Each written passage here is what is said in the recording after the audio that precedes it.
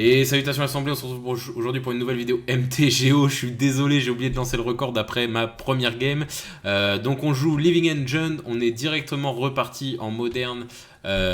Pour ceux qui veulent voir la deck tech du deck, bah, je vous invite à regarder la première vidéo qui vous en dira plus sur le sujet. On est parti, je joue contre un espèce d'Affinity, bizarre, je comprends pas trop là ce qu'il me fait. Ok. Boombat coureur, ouais. Ok. Bon, c'est un deck qui normalement je devrais défoncer si je top rapidement ma combo. Si je la top pas, je vais me faire défoncer. Parce que ça fait pas mal quand même. Ok, hop, on cycle. Ok, on cycle. Oh, pas mal, on cycle. Ok. On peut mieux faire, je peux topper encore la combo là. Non. Ok. Alors, c'est un deck artefact. Donc, il peut jouer beaucoup de cailloux et potentiellement des cailloux anti-cimetière main deck, c'est possible. Cranial plating. Ah ouais, il va boxer sévère.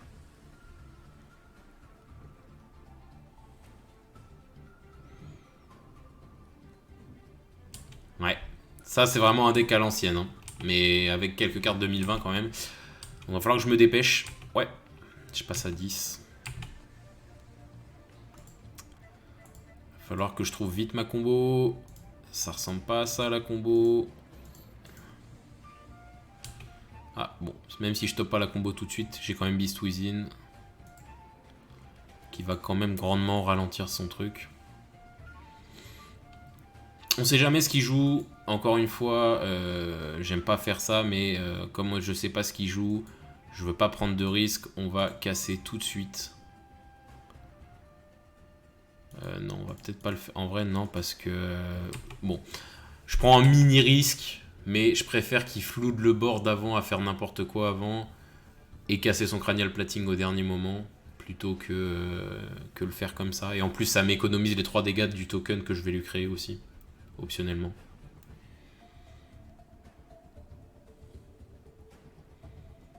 Ouais, faut que la combo arrive là par contre parce que ça devient tendu. Ok. Il attaque avec les deux réponses du coup. On va Beast Within le cranial.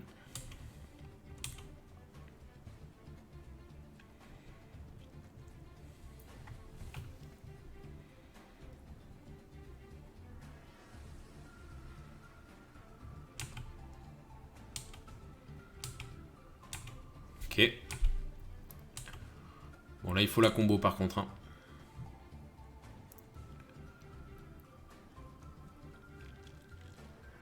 Ah, s'il a double Galvanic Blast, j'ai perdu. Ouais. Ok, non, il l'a pas. Ah, peut-être dans les Exile Cards, c'est bien vu de la chercher.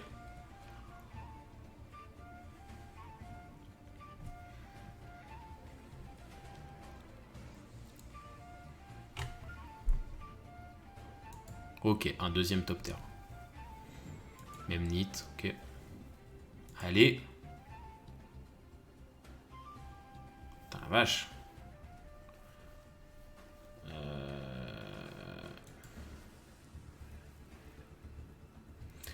Je suis obligé de payer un PEV parce qu'il faut que je top ma combo, donc il faut que je prenne le risque. Allez. Ok. Je peux encore prendre le risque une fois. Allez. Ah mince.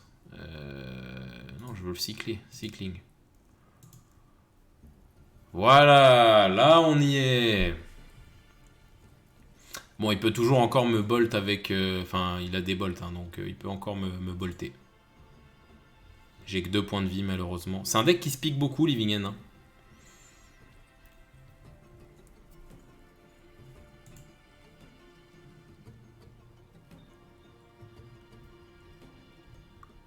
Ok.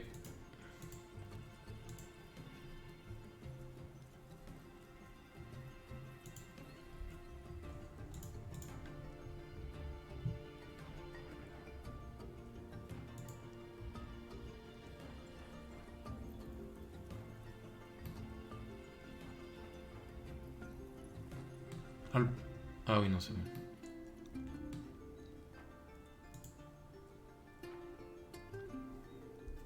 Bon, après, il peut toujours me bolter, hein, mais ok.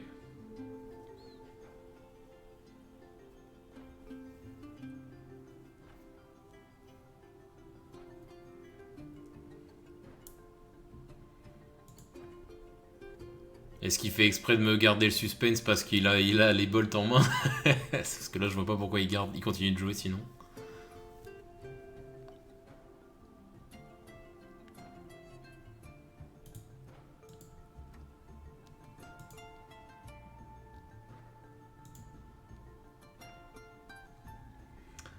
Alors, qu'est-ce qu'il fait? Ok, ok. Donc on va y mettre le trample ici, hein, clairement. Parce que du coup, Titanothread, quand le cycle, pardon, il peut mettre un marqueur trample à une carte. Et en plus, ça, voilà, ça donne plus 1 à mon aurore. Ok, donc on joue contre un espèce de deck aggro. Ok. Dommage, Shrekmo marche pas contre ce genre de deck parce que clairement c'est un peu pour les decks de ce style qu'on aime bien les avoir. Mais après c'est un deck qu'on rencontre jamais, ça c'est pas un vrai deck, mais je veux dire c'est pas un deck méta top méta quoi. Fulminator mage pas fou. Fulminator mage pas fou. Fiery Macab pas fou non plus, hein, on va pas se mentir. Ingot Shower, très bonne carte, bien évidemment. Qu'est-ce qu'on a envie de rentrer? On rentrerait bien une Beast Within parce qu'en vrai j'ai rien d'autre à rentrer pour être honnête. Ouais non le deck est bien comme ça. Ouais non en fait il y a des cartes dans mon deck qui sont pas très fortes contre lui mais j'ai rien de mieux à mettre en side donc on va y aller comme ça. Sinon Colagan Command j'aime bien. Mais si j'avais des changements à faire je pense que je retournerais sur une stock list. Ça c'est une main qui est bien mais qui va me faire perdre beaucoup de points de vie. Je pense que je vais la mulligan malheureusement. Ça c'est beaucoup plus jouable. Keep. Et on va enlever un mana.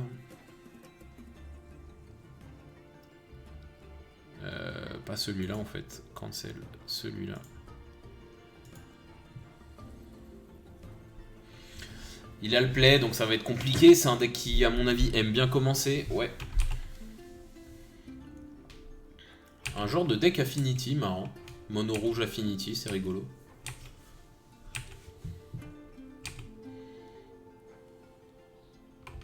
Ingot Shower, c'est excellent ça.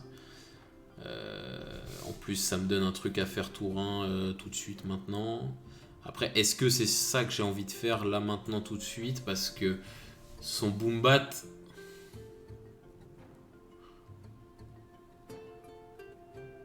Ouais, si, ça va le ralentir de ouf, je pense.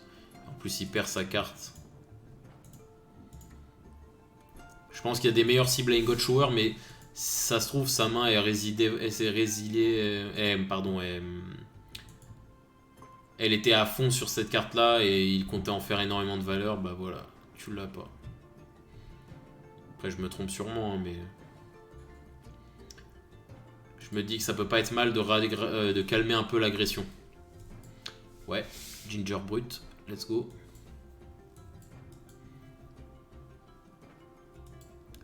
Ok.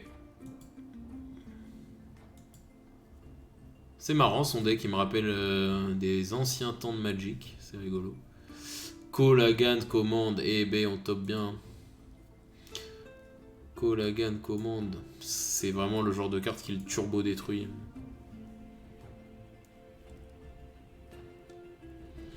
La Colagan commande prochain tour, on va casser un Arthos et tuer une créature, enfin c'est assez exceptionnel.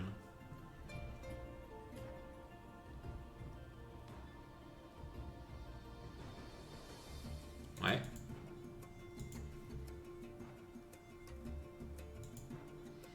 Ah, je vais prendre quand même une petite baffe à 5.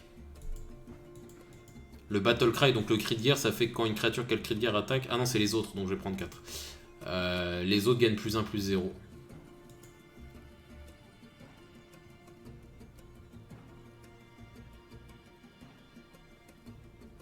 Cranial Plating. Ok, donc c'est ça qu'on va casser, hein, clairement.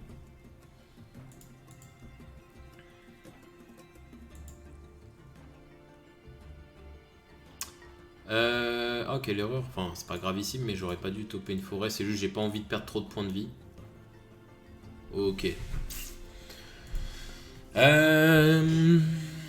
Du coup, est-ce que j'ai fait... Ouh là, attends, mais je tope que des trucs où je sais pas quoi faire.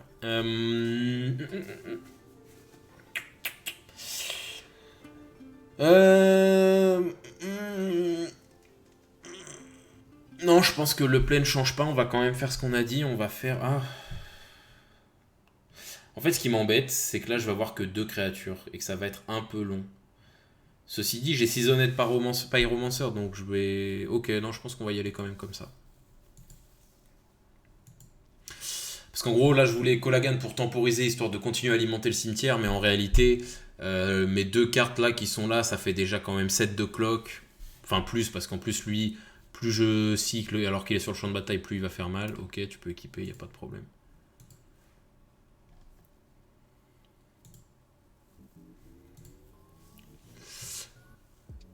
Ouais, vas-y, attaque.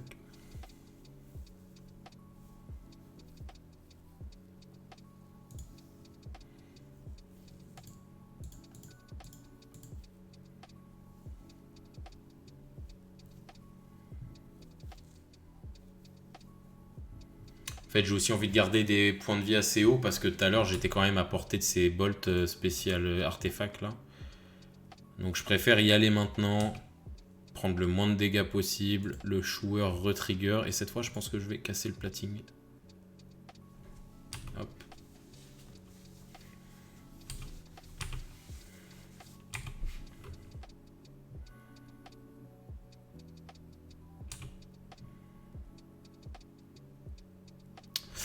Ok, alors, qu'est-ce qu'on a envie de faire? On a sûrement envie d'attaquer... Là, je ferais bien un Colagan pour l'oblitérer, je pense que c'est ce que je vais faire. On va poser ça. On va attaquer Weasel.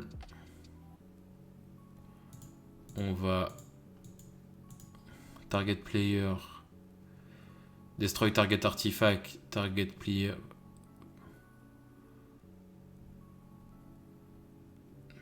Target... Voilà, c'est ça, on fait ça. Là, il va sûrement le craquer en réponse. Enfin, ce serait bête de faire ça, ça revient au même en vrai. C'était bien un Galvanic Blast qu'il avait en main. Et voilà. Ok, donc comme je disais, donc on gagne le match hein, assez facilement. Je sais plus dans quelle vidéo je disais ça, sûrement dans la deck tech d'Atoms quand on est allé au MKM Series. Il me semble que voilà, ce que je vous l'avais dit et ce que je redis maintenant encore parce que ça le prouve. Living End, c'est un deck qui a du mal contre certains match-up top méta. Malheureusement, hein, notamment Teferi 3 qui est présent dans beaucoup de decks. Mais ça détruit vraiment et en plus c'est un deck qui est pas cher à monter. Hein. Si on fait quelques petits agencements sur la mana base, on peut l'avoir pour moins de 100 €. Vraiment. Mais c'est un deck qui détruit les decks, les decks de noob comme ça. Il peut rien faire contre ça. C'est un deck aggro, enfin c'est pas un deck de noob, mais genre un deck un peu sous-optimisé on va dire.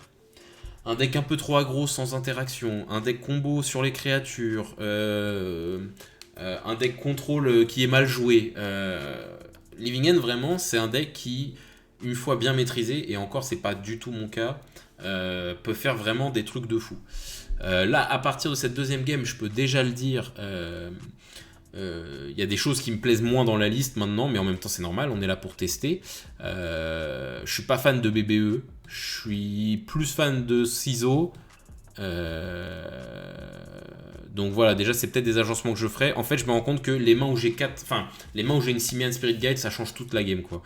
Et peut-être qu'il faudrait que je repasse à 4 Simian Spirit Guide. Peut-être que les 2 Bloodbraid Elf devraient être un deuxième ciseau et un quatrième Simian. Sinon le reste me plaît, donc on va voir. En tout cas l'équipe, n'hésitez pas à me dire ce que vous m'avez pensé de la vidéo dans les commentaires. On se dit à la semaine prochaine pour la suite du Run Living and John. Et puis je vous dis salut tout le monde.